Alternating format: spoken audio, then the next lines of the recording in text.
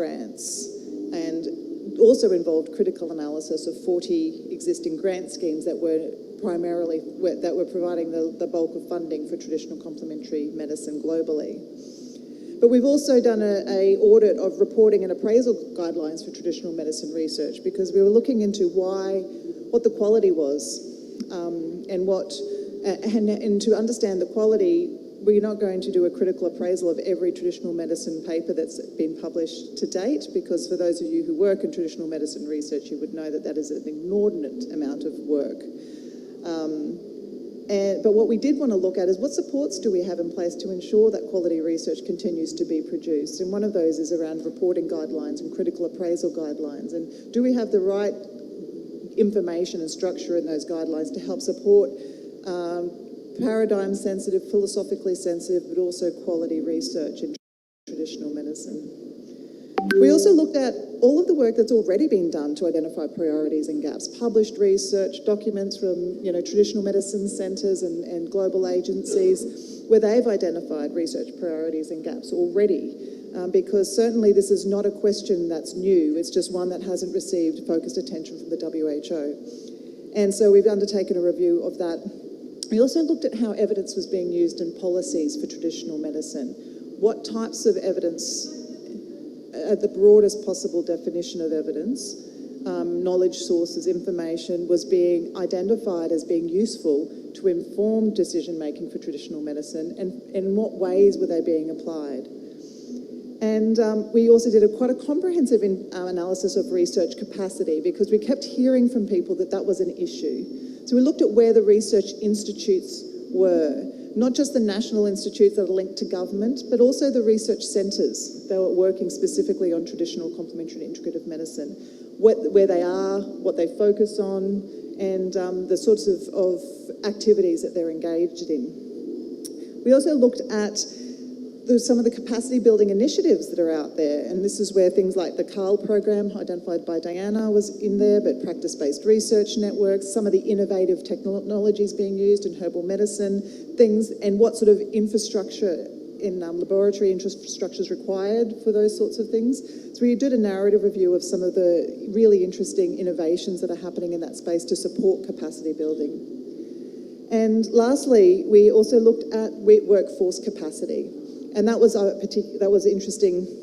By looking at the top 2% list in the Stanford list for traditional medicine, we found that out of the 93,000 health researchers on the top 2% Stanford list, only 400 of them, or less than 400 of them, had either a primary or a secondary focus on traditional medicine. And then when we looked more closely at what those areas were and what those traditional medicine researchers were focusing on, we had some really areas that were quite well developed, like clinical research, areas that were quite underdeveloped, like public health, and areas that were completely missing, such as health economics. And so when we look at those things as they relate to the different priorities and gaps that have been identified through all of the other work, we realise that there is some work to be done to build up the research workforce to do some of the research that's actually required for our field. We also did some stakeholder consultations that were targeted and online, and this was to reach out to people who maybe wouldn't usually be involved in a WHO regional consultation. So these were journal editors who have a critical role in publishing some of this research, professional associations who sometimes don't get included, also even funding agencies, policymakers, and with the policymakers, some of them do come to the regional consultations, but we really wanted to dig into how that relationship works with funding, research and policy, and even national centre leaders of traditional medicine centres and what their experience is of trying to sustain and undertake research in the TCIM landscape in their country and in globally. All of that work, both the regional and stakeholder targeted consultations, all of the secondary analysis and large data sets that we analysed, fed into Delphi survey that we also drew on for the global TCIM expert landscape. So it's been a very comprehensive body of work. The final priorities are still being tweaked. But one of the things, as was identified, was that we've basically identified 4 large areas, in addition to the sort of clinical topics and research focus areas that Professor Reader demonstrated in his plenary today. Those translation of research, funding, implementation of research, and capacity building. But one of the other things, and this diagram on the side of my slide here, is really just highlighting that when we are looking at prioritising some of the ecosystem work that's required, recognising how interconnected this is. This is a mapping exercise our team undertook to figure out where is the crux points. If we're going to prioritise such a underdeveloped field in so many ways, and if a system or a particular country or region needs to look at where they start with when there's so much to do, understanding where the interconnectedness is or where the levers might be can be really helpful. But it's also why when we look at the presentations that we've had today, understanding that there is a lot of crossover, talking about translation and funding and capacity and implementation, I think were themes that sat across every single presentation, and we're linked in with a lot of the solutions that were being proposed by our speakers. And so recognising that we will have clinical topic areas that will be prioritised globally, regionally, and encouraged for for some of the member states to develop those as well. There will be specific focus areas that will be needed. And all of that needs to be done in an environment that supports and develops the complex research ecosystem that is also part of the priority of the TCIM landscape if we really want to advance the evidence base for traditional medicine. So on that, I'll hand back over to John to work on the next part. Thank you very much.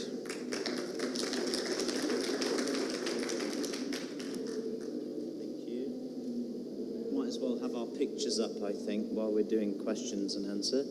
I'm looking online here and we have a couple of questions. I'll leave those for now and come to those because they're a little bit more general, but I would personally like to ask a couple of the speakers a few questions. If you do have a question and you haven't asked it yet, please go on Slido. If you've been in another panel and you've come, please use your, I don't know if that works. Could you put the QR code back up? It's up already. You're ahead of the game. Fantastic. So I'd like to ask a question which actually, funnily enough, is of Diana, who isn't here. But I do know we have another graduate, should we say, of a research leadership program in traditional medicine, which is Anna here, who has been on another program run in osteopathy. And I would like to just quickly ask Anna, if it's not too impolite, for you to, if we give you a microphone, would you answer a question for me? Thank you. I'm putting you on the spot, but thank you. You're a fellow of a leadership program, so you should be able to do this. My question is if you could just relay to people in the room, if you'd like to stand up and just come to the edge of the stage, Anna, please. Just for people's benefit, just explain, please. We listened to Diana. She told us some lovely things. Just give us your personal experience of being on that leadership program that was run globally for osteopathy. What did you get from that program? Yeah, so this program, it was a unique opportunity to get together osteopathic researchers from around the globe, and with outstanding guidance from John and Amy. But the most important, it has an impact on our academic development and also as a leader, and also in a personal perspective, because it gives us more self-confidence, and also we could build together our priorities, research, and also help one another, because we have different research skills. So we build a collaboration among fellows from around the globe. So it's a unique opportunity. If you have this opportunity, I would say do not miss this opportunity, because it was very important for all of us in our cohort. Thank you, Anna. I just wanted to take advantage of Anna's presence. I noticed she was in the crowd. My apologies, bit indulgent of me. I'd like to ask Rania, your talk was about early career researchers. We all know, and I know from doing this piece of work with my colleagues, that the ecosystem of research in traditional medicine is somewhat underdeveloped. It is a struggle for most of us to find community, to find confidence, to find each other. Could you tell us, from your perspective, there are many, I'm sure, but could you pick one thing that has been a defining experience of being an early career researcher in this field? What's been a major challenge for you? You had a few things on your slide, but please highlight one for us. Thank you for this question. First of all, I think that the major and important challenge is the one that I told you about the structure. Like, there is no academical structure for early career researchers. For me, I don't have in mind pathways to follow to achieve my dreams or fulfill my career. This is why I think that it's going to be better if we work more on this field all over the world, so we can know what we can do after. For example, I gave some solutions like trainings or maybe developing some units in universities about traditional medicine or also ministries. And I had one small idea which was about competitions. For example, WHO or any sponsor can organize a competition and grant some funding for the best research on traditional medicine. So maybe it's good. It will be a good idea for the early career researchers. Thank you. We shall come to funding in another question in a second from the floor. I'd just like to pick up on what you said a little for the benefit of the audience, which is the idea that I don't know if this is a common experience in every member state and every country of the world, but I know for us in Australia, the people who come through as being emerging researchers, they tend to be positioned in other disciplines and other departments in universities. So you find people in pharmacy, you find them in public health, you find them in nursing, you find them in the humanities. Now, while we need a broad spectrum of expertise across this field, it means that we actually don't retain most of those people because they only dabble in traditional medicine from time to time. They probably don't build a career on it. So thank you, Rania, that was very useful. I wonder if I could ask Anke, you talked about improving research quality and products and about partnerships and innovations. I was wondering about if you could tell us anything, particularly given the context of where you're working and living, if you could tell us a bit about how do we ensure improved quality of TCIM products without oversimplifying traditional knowledge. This is often a thing that most people in this field are very aware of. And I would invite other people on the panel if they wish to answer this question too. Anke, if you would like to. Thank you very much for the question. How to start? Of course, we have a starting point. And the first is safety. Safety of traditional medicine. Efficacy is the second question. Let us talk about safety. Safety means when someone takes the medicine, he does not get a kidney failure or another organ failure, or that it's contaminated with, for example, aflatoxin because of poor post-harvest, or the E. coli or salmonella because the chicken works over the plants which are dried on the ground. So there's some simple way of starting the safety of the plant. Toxicology. Of course, the plants are botanically identified. Most of the plants are already researched on, so we know the toxic profile. If not, we can do experiments to do toxic profiling of the plants and also understand which chemicals, which compounds are in the plant. The second is efficacy. Efficacy means when you take the drug, does it gives you any benefit? So this one, the easy one is antibiotic activity, antifungal activity, antiparasitical activities. We can have in vitro and in vivo tests literature review again and see if the plant is documented already. If not, we do experiments. Of course, we know the ethnobotanical survey will inform you what the plants are used in different communities. When 10 different community members say the same thing, that this plant is antiparasitical, there should be something true. Then you check the books. Is it documented? Yes, no. If not, okay, no problem. The community already use it. There seems to be a low toxic profile. They will not use it for long if it's toxic. Now you go ahead and do trials, also in vivo trials, and later also in humans you can do trials and see if the antiparasitical effect is there. For example, the malaria is a parasite. You have the different models you can test before on humans, and then you test if it works on the model. Usually it works. And then you put it on the human. The human already use it in community. After, of course, you have the toxicology profile. It is safe. Now you do the efficacy. And that is how we can do it without distorting the indigenous knowledge. Thank you. Thank you, Anke. We have a question here about capacity. It's from the floor, so thank you, whoever proposed this. It says, for Amy, on HR or on capacity building, what would be an effective strategy to bring local healers into the research landscape or fold? Thank you, John. I think that's an interesting one, and I actually think Anke's innovation is a really great example of that, and I'm sure she can speak to that, but also I think she's got a presentation down in the exhibit area as well around that work. So, and certainly, and the example that she gave about scholarships would be a really great opportunity.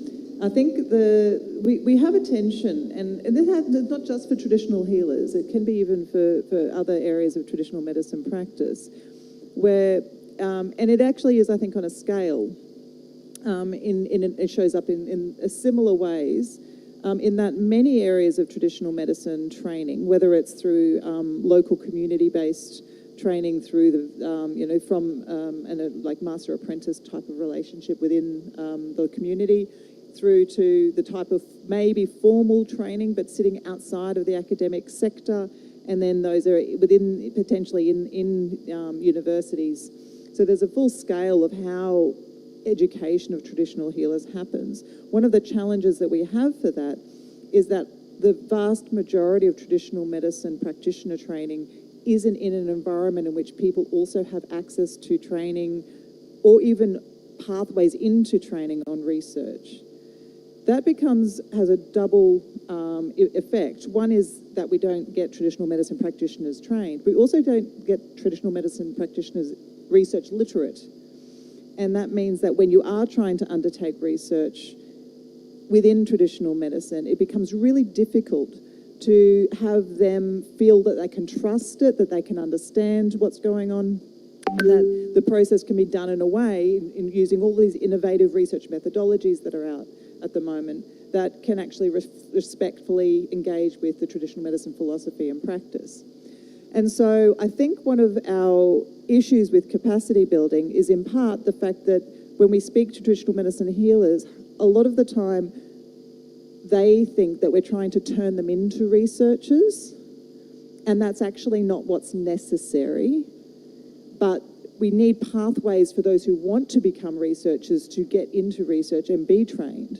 But we also need to develop better partnership methods to allow traditional medicine practitioners and the people who have the deep, not just training, but experiential knowledge of the traditional medicine to be working alongside researchers in an equitable fashion in which the researchers are bringing that methodological expertise, but the traditional medicine clinicians are doing the work of bringing the awareness of not just the traditional knowledge, but also the contemporary application of that traditional knowledge, how it's being used in the real world today.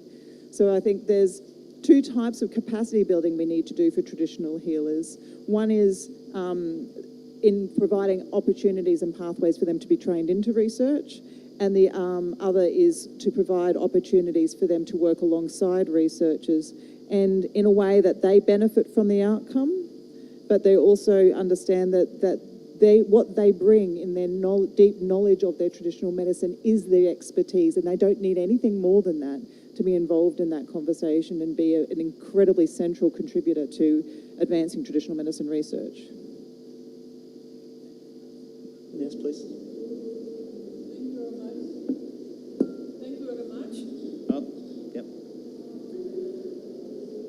When I say scholarship for innovators, that is a more broader one. There's another idea I have, and that is the in situ knowledge conservation by facilitating intergenerational knowledge transfer, meaning the traditional healer, who are the elders, how to get the knowledge into the young ones, and then I know culture and knowledge are evolving. It's a dynamic thing, it's not fixed. So even traditional healers want to become professors, the sons and daughters. So additional to what I said, what I'm proposing is to have scholarships for academic advancement from primary school, secondary school, up to PhD for traditional healers, sons and daughters. This is the intergenerational. And these scholarships are topic specific. They should be around traditional medicine in one form or another. So, and then when you do research, because when we give scholarships, we can also say what to study. These sons and daughters should go back to the parents and advance the parents' traditional knowledge and medicine practice into an advanced modern way. For example, better quality, better standard, better packaging, or the clinic setup. I know some clinics are very open on the patients. They would like to have more privacy, how we can set up the design of the clinic. So that is how we can support traditional knowledge to remain in the lineage of the traditional healers, and yet we do actively support that the young people do not divert. Sometimes they like to get off the lineage because they see no future, but they can see a future if we show them. Thank you. Thank you, If please. I can just add a small remark. In my thesis, I have proposed a strategy, which is the herborist or traditional healist pharmacy student strategy. It's going to be a practical work while studying pharmacy in the faculty, and every pharmacy students will be approached with a herborist in every city. So then the herborist will give the ancestral knowledge to the pharmacist, and the pharmacist will give him how to regulate his product. So it was an implication of my work. Fantastic, thank you. I have a question that follows from this a little. We can't take things from the audience because we don't have any microphones. Unless you want to give somebody a microphone. Here we go. Who cares about convention? Let's go for it. Go on. Okay, thank you so much. My name is Aminadab Habyarimana. I'm from Burundi, a PhD student on traditional medicine. I'm doing this research from an anthropological perspective and looking into the entrepreneurial trend in the traditional medicine in the Burundian context. I don't know if this aspect has been talked about when I stepped outside, but there is another challenge while conducting research on traditional medicine in some contexts, especially in Burundi, from what I know. There are some tendencies to discourage someone conducting research on traditional medicine, especially from some scholars, some modern medicine practitioners saying, you who are working on with sorcerers, who are working on these occultic things. Sometimes you find out that some of those modern medicine practitioners are seeing the evolution or the development of traditional medicine as a threat, as a competition which is evolving, which might end up maybe shaking their foundation. So this is also a challenge which WHO could address maybe through its channels of communication, but this is a challenge that I've experienced in the Burundian context. Thank you. Thank you. I think we have someone who would like to respond to that. Arman? Thank you. You pointed to an important issue, but please attention to this thinking model. We are not in competition with modern medicine. In the strategy, it is mentioned, and it is our duty to integrate our research or services and implement the traditional medicine into healthcare system. I want to talk about my experience in Iran, okay? In Iran, our schools of Persian medicine is located in the public medical universities. It means that we are a part of medical sciences. It is a whole. We can refer to traditional medicine approach, to herbal medicine, to conventional medicine. We are not in the competition. We are together. Therefore, many of our theses, many of my students have professors in traditional medicine and also another supervisors from conventional medicine. It helps us to be implemented in the healthcare system. For example, nowadays, one of my duties in the Ministry of Health is I am head of Department of International Research and Technology in Vice Minister Office for Research and Technology, not for traditional medicine, for whole medicine, okay? Because they accepted us as a part of medical care system. We should be integrated with together, not separated.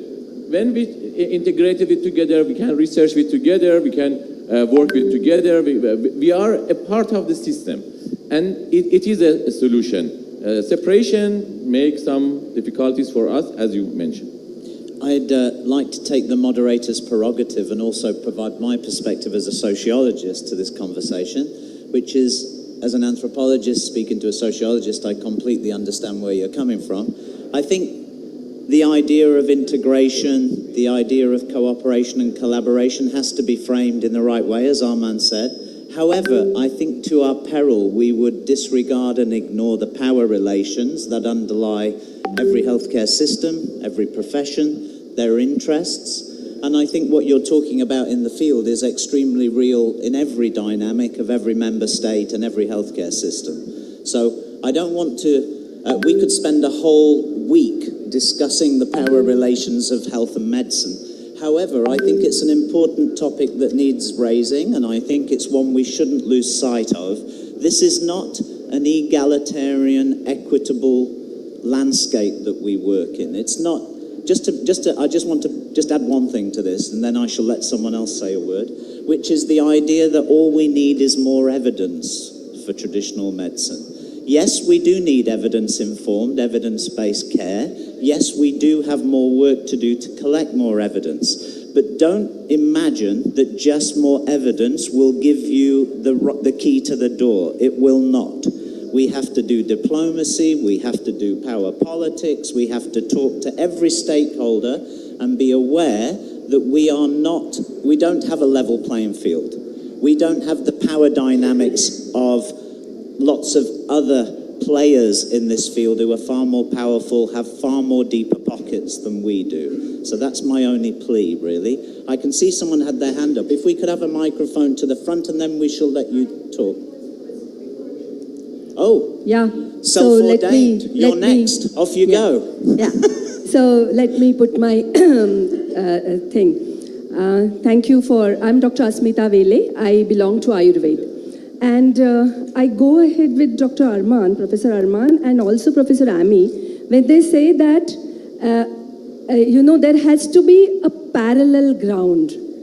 There has to be a parallel ground because otherwise it's not there. Whenever we talk on such platforms, it's always that the traditional medicine practitioner should learn this from the current science. It's never the other way. And we have to take a stand here that there is a lot of knowledge in different format in the traditional medicine system, which the current so-called allopath medical system, modern science also needs to understand. There are many approaches where we cannot go by the this NCE model that you take the plant and then isolate and then figure out the phytochemical, then go into toxicology, then go into efficacy studies. That may not work. And yesterday's Ashwagandha panel has proved this beyond our understanding. So here we need to work on the similar ground with equal respect, and we have to come up with different models to map the traditional knowledge in the system where it exists. There is always a dosage form, there is a time limit till what you can take, with what you can take, how long, and that's where I really congratulate my Iranian friend Professor Arman that you have achieved it, and I think probably you would lead for these models to all the member states of WHO. Thank you, Professor Adams, for giving me this chance. You're welcome. Thank you for barging in. It was perfect timing. I liked it. Thank you. Just at the front here. Oh, you've missed your opportunity, I'm afraid. Yes, please. It's working. Just put it up to your mouth. Oh, no, it's not working.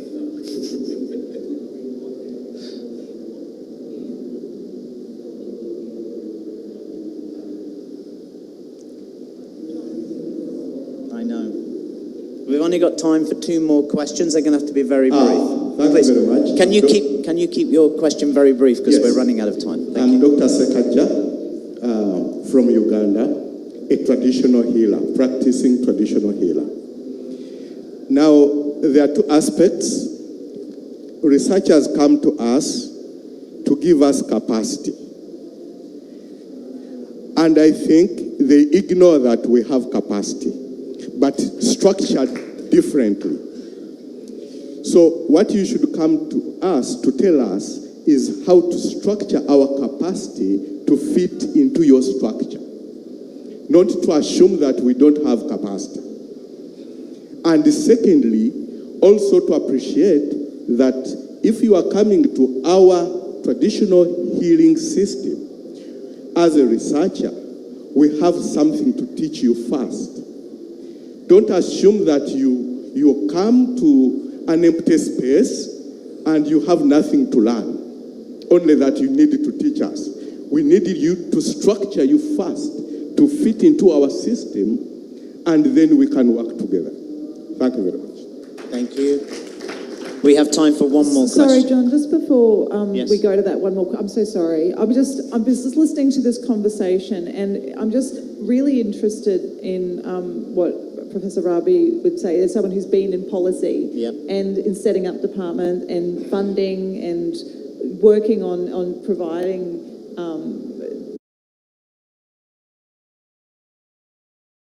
is that okay? Can you speak?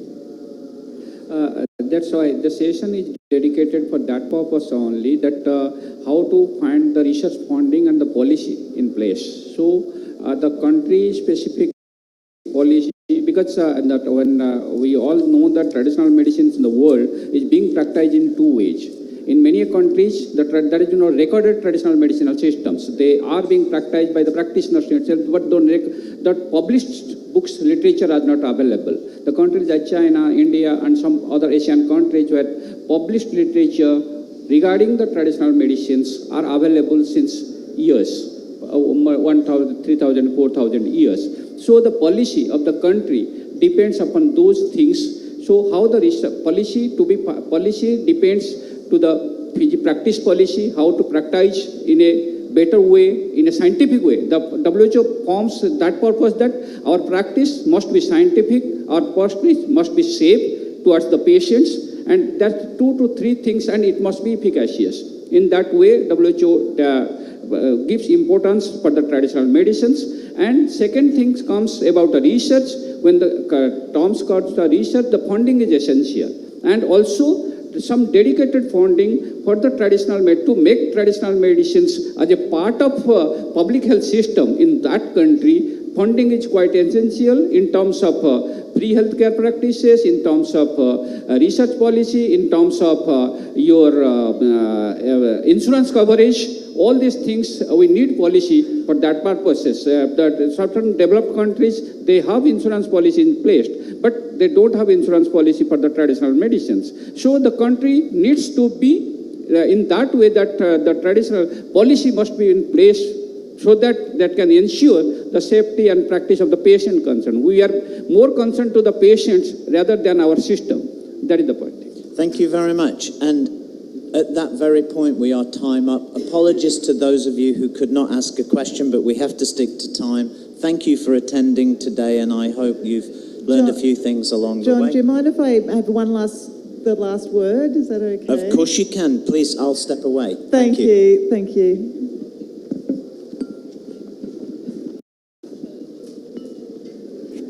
Thank you. I just very briefly wanted to invite anyone who would like to know more about the data associated with developing the roadmaps. Obviously, we'll be publishing that work over the coming months, but we have a stand at the exhibit downstairs, and I believe I've been told that the delegates will only have access to that exhibit today. So please do come down and have a look. We've got a lot of the background information. We've got summaries from some of the emerging regional priorities, as well as a lot of the specifics that I've talked about in terms of the different components of our data. So please, you're very welcome to come and find out a bit more about our research priority setting project. Thank you. It's on the ground floor. Yeah, thank you very much.